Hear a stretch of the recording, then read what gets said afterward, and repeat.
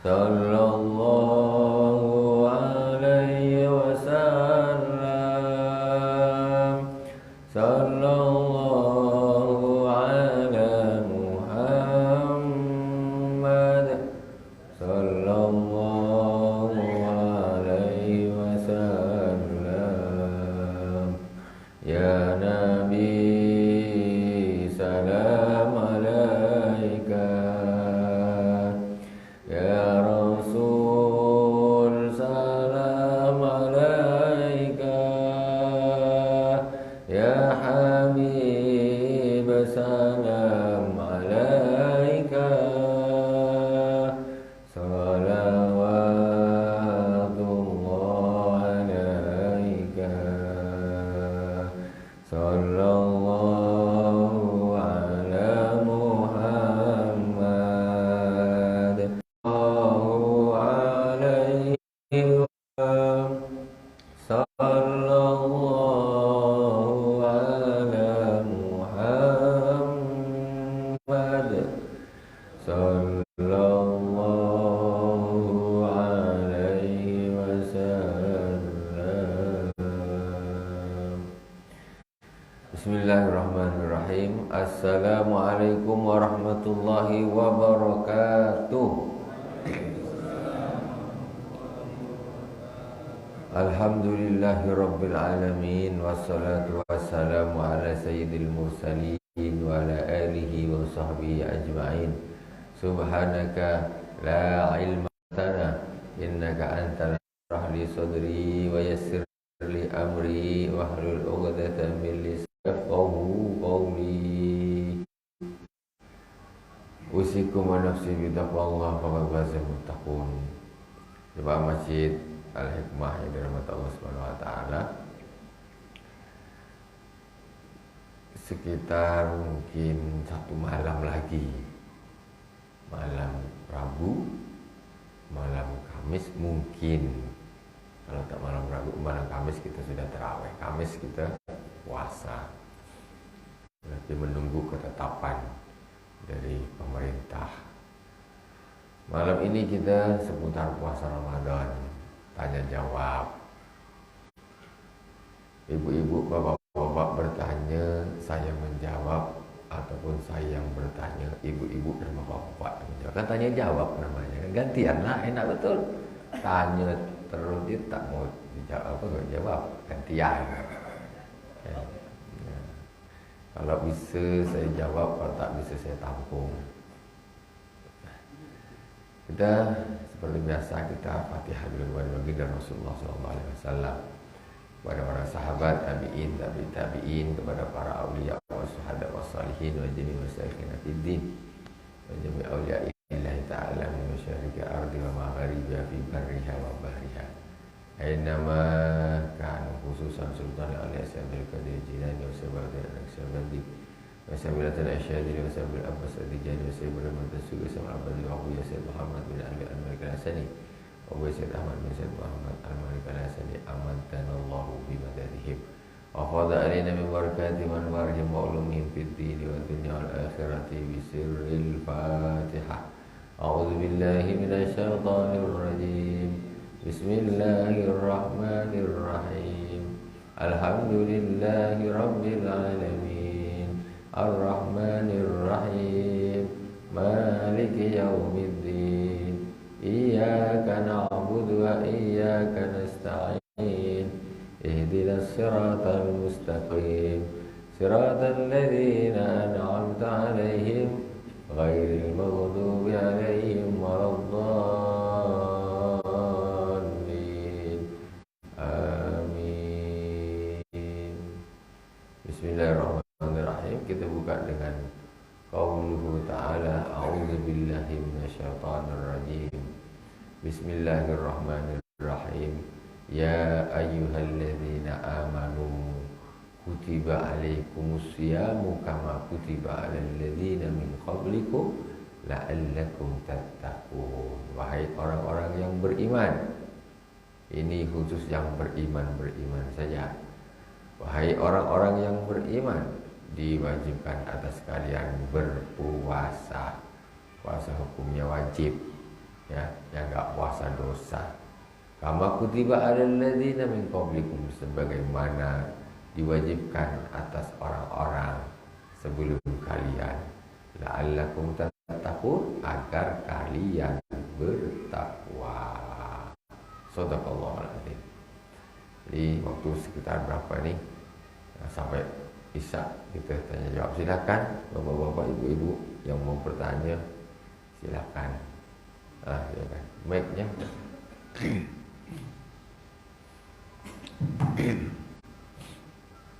Assalamualaikum warahmatullahi wabarakatuh. Waalaikumsalam warahmatullahi wabarakatuh. Yang dikatakan imsak itu apa sebenarnya? Menjelang subuh, apakah bisa makan, apa bisa minum atau makan, atau gimana? Ya. Oke, imsak. Imsak itu ada imsak bermakna syar'i, syariat. Ada imsak tapi secara urfi atau adat. Maksudnya gimana nih? Jadi imsak itu punya dua makna, dua arti. Imsak yang pertama as-shaum. As-shaum huwa al-imsak. Puasa itu berasal dari makna al-imsak. Jadi makna secara bahasa itu al-imsak, menahan diri dari segala yang membatalkan, menahan hawa nafsu. Itu makna secara syar'i, secara syariat. Jadi puasa itu artinya menahan diri dari segala yang membatalkan. Namanya al-imsak, bahasa Arab. Itu imsak. Kemudian ada imsak tapi bukan secara makna syar'i, tetapi itu lebih kepada urfi atau adat yang biasa di kampung kita nih, di negeri kita nih. Ada istilahnya waktu sahur, waktu imsak, waktu subuh.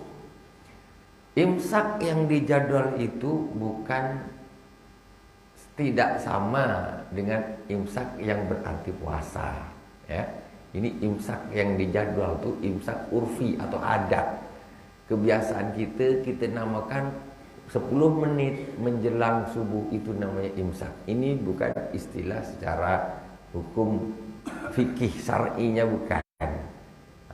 Hukum fikih syar'i. Imsak yang dijadwal itu urfi secara kebiasaan kita itu adalah waktu sekitar 10 menit sebelum menjelang subuh. Dan itu masih diperbolehkan makan. Makan itu tidak boleh min tulu'il fajri ila ghurubis syamsi. Mulai dari terbitnya fajar, yaitu Allahu Akbar, Allahu Akbar, masuknya waktu subuh, disitulah mulainya puasa, ya. Disitulah mulainya puasa. Jadi imsak di jadwal puasa kita tuh itu waktu yang secara hukum fikih itu masih diperbolehkan makan sahur. Cuman adabnya orang makan sahur itu mengakhirkan sahur itu bagus, tetapi jangan sampai di batas waktu syak. Waktu syak itu apa? Waktu yang dimaksud ini dah masuk subuh ke belum? Udah subuh apa belum? Ini namanya waktu syak. Yaitu kalau waktu syak itu kalau kita hitung mendetail, kita sempitkan lagi, itu sekitar 3 menit atau 2 menit sebelum subuh. Nah, itu imsak, maksudnya waktu syak, ya, waktu syak. Tetapi kalau imsak yang 10 menit ini sudah dilebarkan lagi untuk maksudnya kehati-hatian, jangan sampai ketabrak subuh.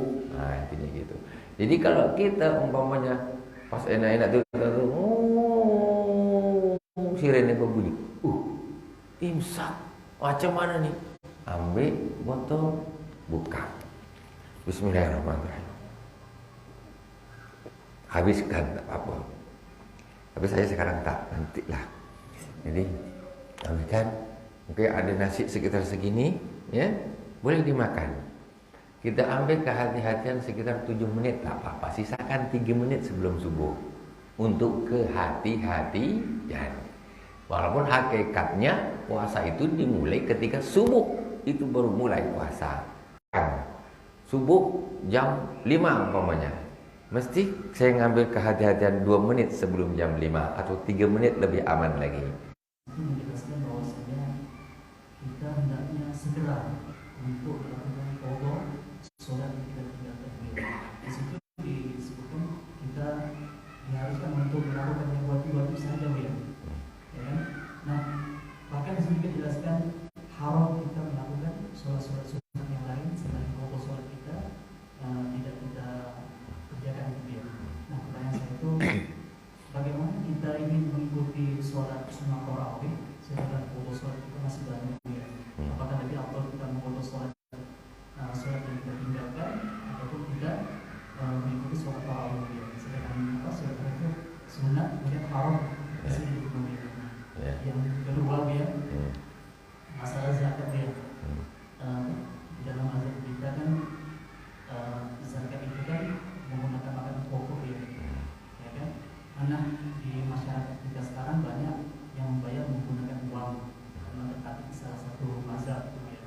Apakah 2,5 kilo beras kita uangkan itu sudah memenuhi syarat untuk tidak bertaklit kepada mazhab yang boleh menggunakan uang? Mungkin bisa dulu, ya. Assalamualaikum warahmatullahi wabarakatuh. Waalaikumsalam warahmatullahi wabarakatuh. Pertama, orang punya qadha sholat. Ini masalah merata, ya.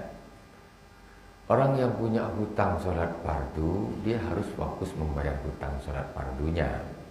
Jangan justru memperbanyak sholat sunnah. Karena 1000 sholat sunnah pun tidak bisa membayar 1 rakaat sholat fardu, gak bisa. Orang sholat tarawih 120 rakaat gak bisa menggantikan 2 rakaat sholat subuh, itu tidak bisa. Nah, gak bisa dan tidak terbayar sholat subuh ini. Nah, jadi tentu bukan lebih utama, dia harus mendahulukan mengqadha fardunya karena itu hutang. Sholat sunnah itu kalau hitung masalah pahala besarnya jauh sholat fardu lagi. Dari sisi pahala, sholat fardu nggak bisa dibandingkan dengan sholat sunnah. Jauh lebih besar pahalanya sholat fardu. Kemudian yang berikutnya itu menjadi satu kewajiban yang akan dipertanyakan nanti. Nah, cuma kadang-kadang kita ini terbawa apa namanya? Aku pengen juga lah, aku pengen juga. Dia merasa sholat sunnah itu seperti lebih besar pahalanya daripada sholat fardu. Dia punya qadha sholat subuh, tapi tak diqadha, dia rajin sholat tahajud. Dia pikir sholat tahajud itu pahalanya lebih besar daripada sholat subuh. Itu salah. Nah, jadi sholat subuh itu diqadha dulu, ada waktu lebih dan selesai, baru kau tambah dengan sholat sunnah. Karena ibadah fardu ini modal ini tak boleh kurang, harus komplitkan semuanya. Nah, jadi memang seharusnya hutang fardu ini selesaikan dulu, ya. Sayang ruku sujud ada yang lebih utama, ya, lebih utama, dan itu yang menjadikan kewajiban kita malah kita tak lakukan. Itulah saya bilang tadi, 1000 rakaat sholat sunnah tidak bisa menggantikan 1 qadha 1 rakaatnya sholat fardu. Kita jangan nafsu juga. Aku kepingin juga. Engkau ini nak nyari pahala atau nak cari gaya atau nak cari ridho Allah Subhanahu wa taala. Kalau kau nak nyari pahala, masih jauh lagi lebih besar pahalanya sholat fardu. Ya kan? Kalau kau nak nyari gaya-gaya, orang ibadah itu harus ikhlas. Tidak masuk. Nah, jadi intinya itu di situ. Tapi akhirnya malaslah. Kok tambah malas pula. Orang fokus kepada sunnah dengan meninggalkan fardu itu orang yang tertipu. Bukan main dia sholat tahajud ini, tapi sholat fardunya dia lalaikan. Itu orang yang tertipu. Dia merasa sudah tinggi, ibadahnya banyak, makomnya bagus, tahajud. Tapi sholat fardumu tidak kau jaga, ya, itu orang yang tertipu namanya. Nah, tidak begitu. Tetap kita harus mendahulukan fardunya, ya. tetap afdalkan fardu. Justru kesempatan lah bulan Ramadan sholat, siang malam sholat. Sekarang coba pikirkan, orang meninggalkan sholat subuh, ya, orang meninggalkan sholat subuh, dia tak sholat subuh pagi tadi, azan zuhur, dia qobliyah zuhur, sama-sama 2 rakaat kan? Secara akal saja, tuh yang subuh tadi fardu kau tak lakukan. Sekarang ini sunnah kau lakukan. Secara akal saja dia tak masuk itu. Sejelas tidak masuk. Itu secara akal. Secara pahala, ya jauh lah. Qobliyah dia mengejar aku harus qobliyah zuhur nih. Tapi subuhnya kau belum pondok macam mana? Wallahu a'lam. Yang kedua, masalah zakat pakai duit. Zakat pakai duit. Zakat pakai duit itu namanya Imam Abu Hanifah. 4 mazhab. Mazhab Hanafi, Maliki, Syafi'i, Hambali. 4 mazhab ini, 3 mazhab mengatakan wajib makanan pokok. 1 mazhab yaitu Imam Abu Hanifah itu mengatakan boleh. Jangan salah nih. Boleh, bukan afdal. Imam Abu Hanifah pun tidak mengatakan afdal.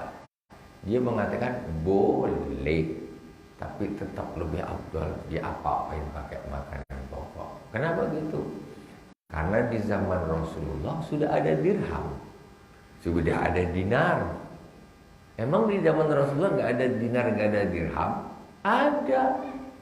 Tapi kenapa kok Rasulullah pakai gandum? Kenapa? Emang Rasulullah nggak punya dinar? Punya. Kenapa?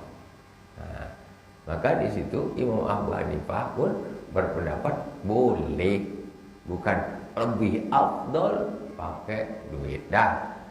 Sekarang kita macam mana? Kadang-kadang kita ini ibadah juga, tapi kita ini ada bermain, ada sedikit nafsunya bermain di situ. Malas lah, repot lah, beras lah, inilah repot lah, kan gitu. Jadi ada kita ini ada kalah dengan nafsu kita kadang-kadang. Leceh lah. Kalau duit kan enak pakai dompet atau pam ngasihkan. Nah itu. Jadi gak usah gitulah. Kita di ibadah kok. At-thawab biqadri ta'ab. Pahala itu sesuai dengan penatnya. Itu insya Allah itu lebih utama. Sekarang oke, orang kok mau pakai yang pakai duit, boleh sih. Kalau nak pakai boleh, tapi afdal tidak. Afdalnya tidak. Umpamanya nak pakai ikut Imam Abu Hanifah, itu memang kalau secara pendapat yang hati-hati betul, itu Imam Abu Hanifah bukan 2,5 kilogram, di 3,8 kilo. Makanan pokoknya tuh 3,8 kilo. 3,8 kilo itu, anggaplah kita bulatkan 4 kilo lah ya beras. 1 kilo beras anggaplah 15.000. Berapa duitnya berapa kalau 4 kilo? 60.000 satu orang. Imam Abu Hanifah mengatakan 3,8. Dia tidak mengatakan 2,5. Jadi orang kalau nak ikut Imam Abu Hanifah, ini pendapat yang hati-hati maksudnya nih. Yang hati-hati. Jadi dia ikut yang Imam Abu Hanifah aja, aku pakai duit aja. Jadi namanya kalau gitu bilangan zakatnya Imam Abu Hanifah itu lebih banyak daripada mazhab yang lain. Mazhab yang lain 2,5 kilo saja. Mazhab Imam Abu Hanifah 3,8. Kalau diuangkan sekitar 60.000 atau 58.000 rupiah satu orang, kan?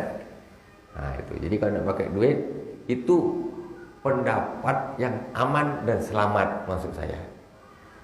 Tapi kalau Anda mau pakai duitnya ikut Imam Abu Hanifah, boleh pakai duit. Tapi timbangannya ikut Imam Syafi'i 2,5 kilo. Gitu kan? Jadi ini menurut Imam Abu Hanifah ini enggak sah, menurut Imam Syafi'i juga tidak sah zakat ini. Menurut Imam Syafi'i tidak sah. Ngapa pakai duit? Kata Imam Syafi'i. Kata Imam Abu Hanifah, ini bukan, ini tak sah ini. Kata Imam Abu Hanifah, kenapa? Kurang. Jadi ini, kalau ketemu sama dua imam nih, orang yang berzakat nih, umpamanya Imam Syafi'i ada, Imam Abu Hanifah ada. Dia tanya, Imam Abu Hanifah, zakat saya ini sah tak? Kata dia, berarti kalau kita ambil 2,5 kilo, apa namanya nih, kali 15, ya, agak 15.000, 30 tambah 7.000 berarti 37,5, ya, 37,5. Dia ngasih duit 37.500. Kata Imam Hanifah, ini kurang, tidak sah menurut Imam Abu Hanifah. Memang pakai duit boleh, tapi zakatmu ini kurang, tak sah, tak cukup. Okelah, bawa ke Imam Syafi'i. Imam, sah tak zakat saya? Zakat pakai duit tak sah, bro, kata dia. Lah, jadi kesini bilang tak sah, kesini bilang tak sah. Itu namanya talfik. Tapi ini pendapat yang istilahnya, ya sebetulnya itu bagus, aman. Tapi kalau nak pendapat yang apa ya, mudah-mudahan diterima lah, Allah Maha Pengampun, lain lagi cerita dia kan. Dah tak apa-apalah, talfik tak apa-apa. Tapi itu di dalam apa namanya ni, di dalam keraguan, ya, gitu. Maksudnya itu begitu. Tapi umumnya kita kan begitu. Tapi di sisi lain, saya tidak mengatakan tidak sah, tidak. Saya cuma mengatakan yang selamat betul, maksudnya yang selamat, yang apa, keabsahannya itu terjamin kalau pakai duit, ya tentu bilangannya ikut juga Imam Abu Hanifah. Jadi ketika Imam Abu Hanifah bilang bahwa ini cakap apa, sah, tak apa-apa, cukup 60.000 cukup, paslah, itu kan 3,8 kilo. Kita begitu. Kata Imam Syafi'i, tak sah, tak apa. Imam Abu Hanifah bilang sah. Masih ada yang bilang sah. Kalau kita akhirnya 4 mazhab tidak sah. Itu untuk ulama yang memang apanya, konsekuen terhadap mazhab. Kalau ulama yang apa namanya nih, ya orang apa namanya nih, pokoknya tidak terlalu enak lah, nak ringan-ringan, gak usah berkata tak apa-apa. Tapi kita tak jamin. Gitu Allah. Tapi kita ni sebetulnya kan kepingin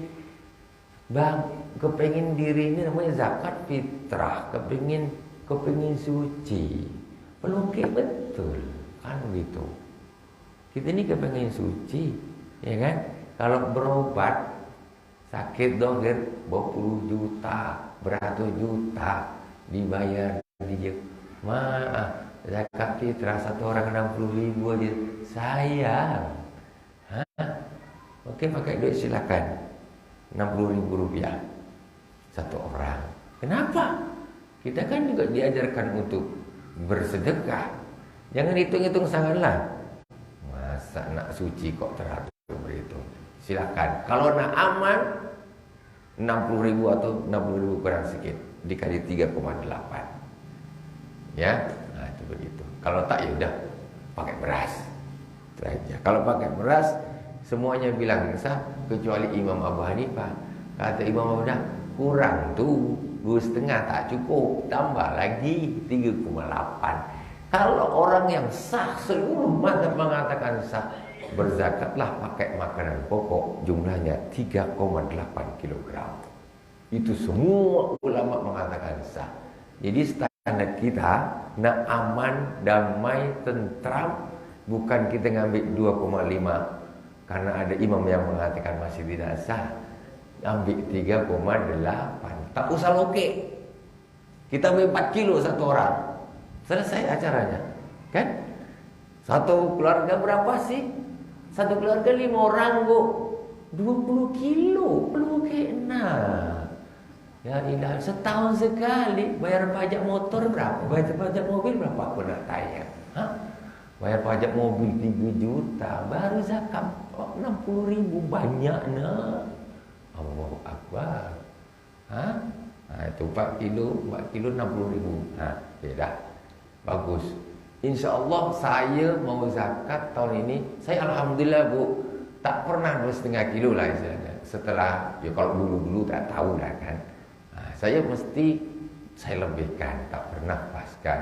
Jadi nanti insya Allah tahun ini saya minimal 4 kilo bisa nak bikin. Jadi semua ulama mengatakan sah. Alhamdulillahirabbil alamin. Juga satu orang 10 kilo pun boleh.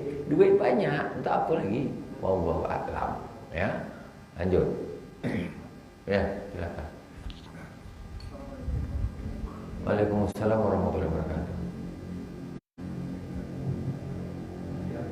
Mau saya tanyakan ini di luar masalah puasa. Ya. Masalah sholat rawatib. Hah? Sholat rawatib. Iya. Kita di majelis ini boleh dikatakan selalu diberikan sholat rawatib itu kafiyatan maghrib. Ya. Apa dia? Bagaimana dia? Sementara kafiyatan maghrib itu tidak ada. Kafiyatan maghrib ada, kafiyatan maghrib baru ada. Saya jawab sebentar lagi. Bapak bertanya dulu, jangan Bapak putuskan ya lanjut. Nah, Itulah gitu. Nah, untuk niat kita sholat sebelum maghrib itu. ya. Oke. Jadi sholat qobliyah maghrib itu ada, bukan tidak ada. Ya. Sholat qobliyah maghrib itu ada. Imam Syafi'i mengatakan ada. Imam Malik mengatakan tidak ada. Perbedaan pendapat, Pak. Jadi ulama tidak satu pendapat. Seperti itu tadi, Pak. Ulama 4 mazhab itu berbeda. Jadi dalilnya yang mengatakan ada apa? Ada sebuah hadis Rasulullah SAW ketika selesai dikumandangkan azan maghrib, maka cepat-cepat kami berdiri di tiang-tiang melakukan 2 rakaat khafifatain. 2 rakaat yang ringan.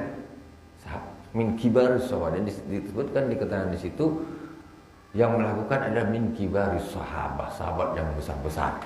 Sahabat Abu Bakar, sahabat Umar. Cuma hadis yang menerangkan Rasulullah melakukan qobliyah maghrib tidak ada, misalnya begitu. Ya sebatas yang saya belajar. Hadis yang menerangkan Rasulullah melakukan qobliyah maghrib itu tidak ada. Cuma yang ada ketika selesai dikumandangkan sholat maghrib, maka kami cepat-cepat menuju ke tiang-tiang sebagai sutrahnya dan kami melakukan sholat sunnah 2 rakaat yang ringan. Ini para sahabat. Nah, jadi orang yang mengambil sunnah, tengok amalnya sahabat. Yang mungkin tak ada sunnah, hadis Rasulullah tak ada bikin. Sementara kita kan yang paling tahu amalnya Rasul itu kan sahabat. Nah, jadi begitu. Intinya begitu. Sekarang umpamanya kita atau saya hidup di zaman Rasulullah. Ketika itu saya melihat Sayyidina Abu Bakar sholat, Sayyidina Umar sholat, Sayyidina Utsman sholat, ya kan? Nah, apakah aku nak duduk diam? Kira-kira gitu loh.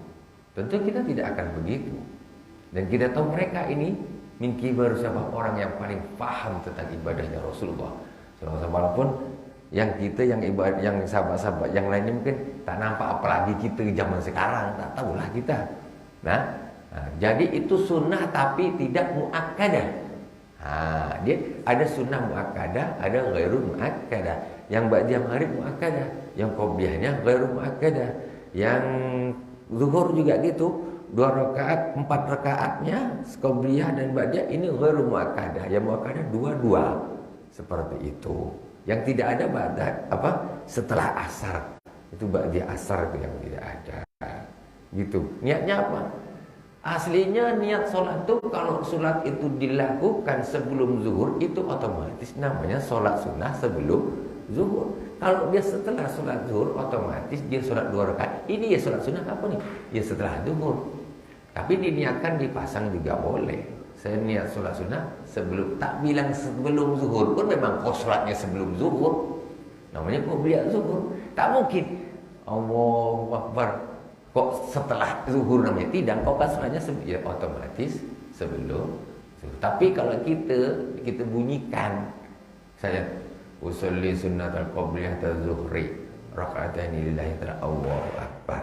Karena sebelum zuhur. Tapi itu dilakukan seperti itu tuntunannya para ulama. Itu juga perlunya gimana ketika Umpamanya ada orang biasa sholat qobliyah subuh, terus istiqomah deh, pada suatu hari bangun agak terlambat ke masjid, orang sudah berdiri sholat fardu. Dia Allah Akbar ikut sholat fardu subuh. Setelah itu dia qobliyahnya setelah sholat subuh. Niatnya qobliyah subuh walaupun sholatnya setelah subuh. Boleh ketika dia untuk menjaga keistiqomahan, bukan untuk langganan. Langganan tak boleh. Nah, kalau dia memang udah usaha-usaha, aduh kok udah azan sampai ke masjid tak sempat qobliyah. Dia untuk menjaga keistiqomahan itu boleh setelah salam imam dia berdiri sholat 2 rakaat qobliyah subuh yang tadi dia tidak sempat untuk melakukan. Makanya di situ dilintaskan qobliyah subuh. Wallahu a'lam. Jadi ada Pak qobliyah maghrib tapi ghairu muakkad, tidak muakkad gitu. Seperti hukumnya seperti sholat zuhur 4, qobliyah 4, ba'diyah 4, sama hukumnya, kelasnya itu gridnya itu sama. Wallahu a'lam. Apa lagi? Ya silakan.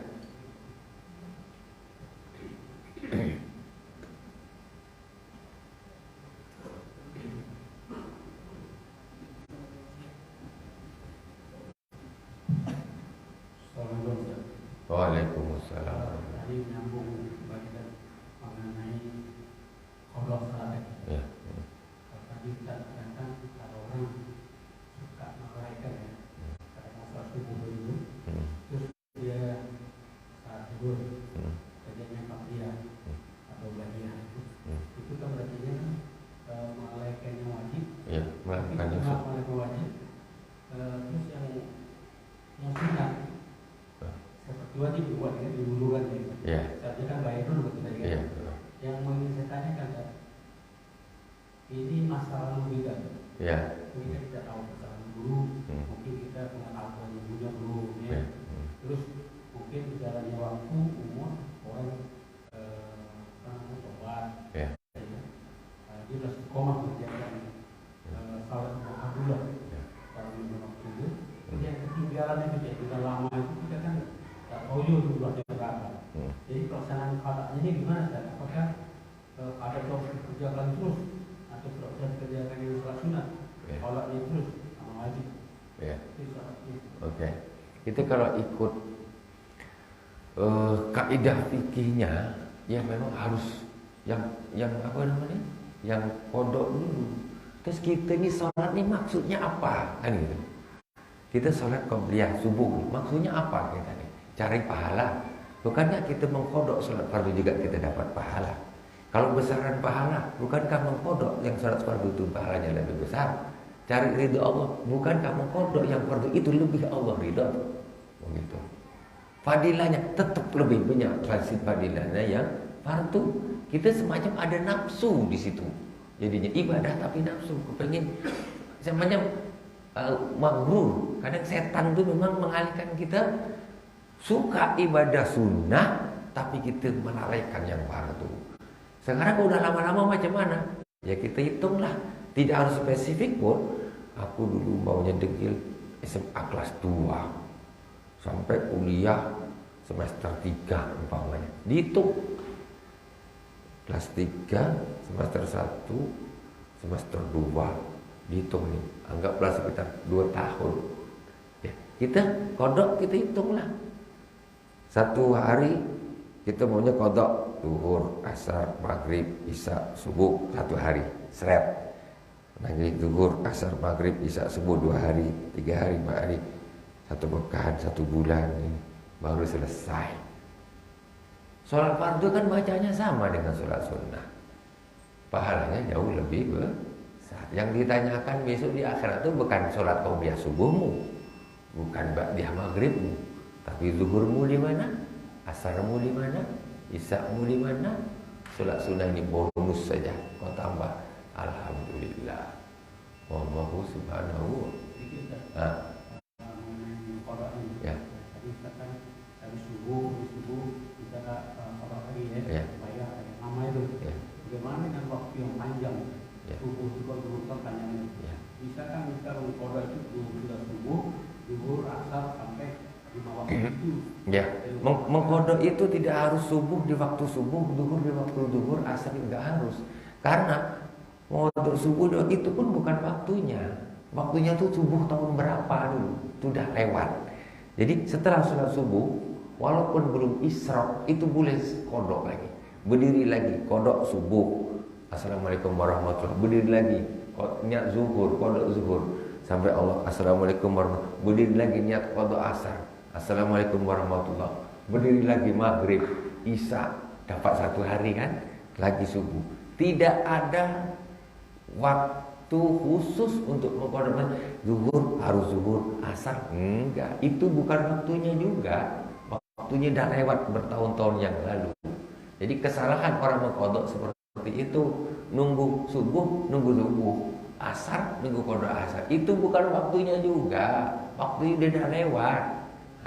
Kapanpun boleh mengkodok, pada asar, pada subuh, waktu-waktu kapan yang makruh tetap kalau untuk kodok tidak diharamkan. Justru harus dicepatkan. Wallahu a'lam. Gitu kan Pak? Tapi pernah nggak saya dengar kan? Orang yang meninggalkan lama itu, terus dia istiqomah lagi gitu kan? Yang lama itu cukup dengan tobat, maksudnya nggak dibuat lagi, bisa ditutup. Ya.